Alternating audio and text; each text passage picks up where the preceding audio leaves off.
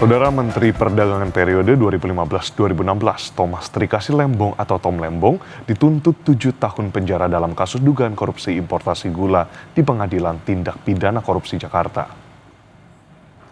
Terima kasih, Pak Tom. Dalam tuntutannya, jaksa menuntut Tom Lembong merugikan keuangan negara sebesar 578,1 miliar rupiah dalam kasus korupsi importasi gula saat menjabat sebagai Menteri Perdagangan tahun 2015-2016.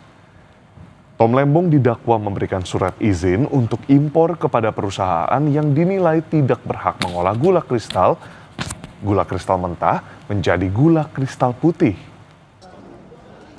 Terima kasih, Pak Tom. 2. Menjatuhkan pidana terhadap terdakwa Thomas Trikasi Lembong oleh karena itu dengan pidana penjara selama 7 tahun, dikurangi selama terdakwa berada dalam tahanan sementara, dengan perintah agar terdakwa tetap ditahan. 3. Menjatuhkan pidana terhadap terdakwa Thomas Trikasi Lembong